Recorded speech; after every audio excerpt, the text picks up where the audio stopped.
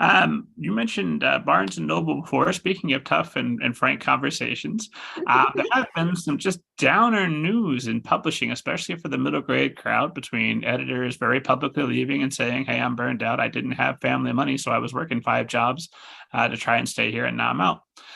Between that and between Barnes and Noble saying they're only going to take 2% of middle grade hardbacks, and I assume that this will not age poorly and it will just be middle grade and not other categories or genres going forward. But with those types of changes, how do you stay positive? How do you keep your clients positive? And more than just being positive, how are you preparing to make sure that you're still going to be successful despite these headwinds? Yeah. I think one thing as far as the Barnes and Noble and like how I stay positive, I think it's kind of one of those like going back to what I said earlier about like art meets commerce. So like when I heard that news, part of me was like, well, I'm emotionally, I understand why this is like a tough pill to swallow, but the business part of my brain was like, well, they're a business, you know what I mean? They're just focused on their bottom line and how to sell the most books possible and how to make the best use of their like physical retail space.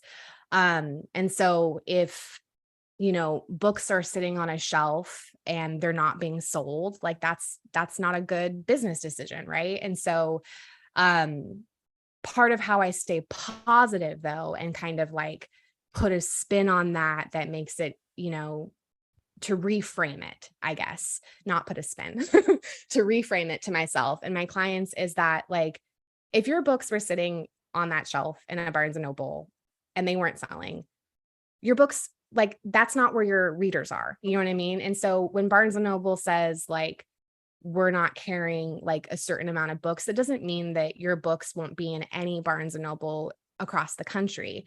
It just means they're really going to focus on stocking those books in the communities where they really feel that there's potential, right?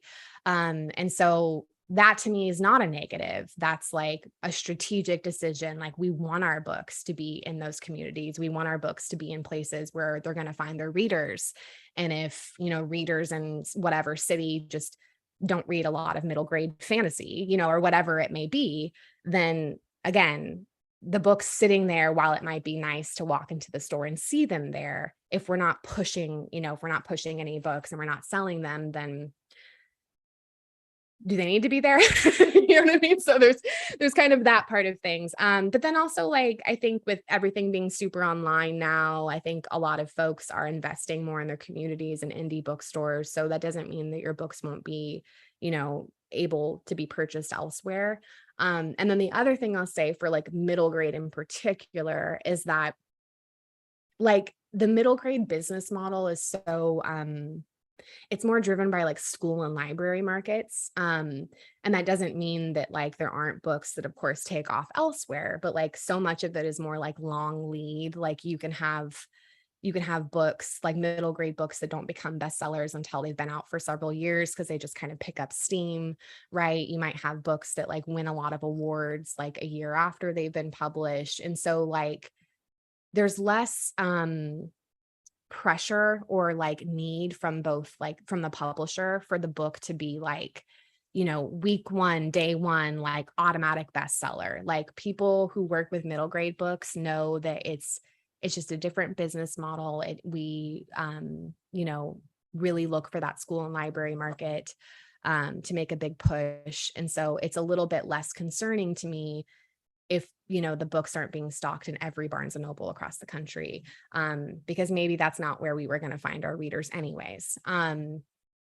So I guess just reframing it a little bit and not seeing it as a negative necessarily, and seeing it more as like a strategic business decision and having faith that your book will find its readers. And that just knowing that there are plenty of other, places for them to purchase that book, besides Barnes and Noble. So No, I want to be sad about it and use it as the reason I'm not writing today. uh, I know. Fair. And That is a it's very positive outlook. well, and the other thing too is like, I think having a boss like Holly, who's, been in the industry for quite some time, it's like, she was around when like Borders was a thing. And so I guess like when you kind of have seen the ebbs and flows, you're less like, your immediate reaction is less to be like scared or like fear, because it's like, well, like everyone thought the end of publishing was happening when borders closed, right? And like we're still here, and like you find like new outlets to sell books. So there's always going to be those ebbs and flows. And I think the onus is kind of on the publisher to find a lot of different potential places to market the book and different strategies to get it into the hands of retailers. And that's not something that an author can control anyways, right? So just kind of focusing on the things that are within our control, and just having the awareness of what's going on, but trying to, not let it be like the end all be all.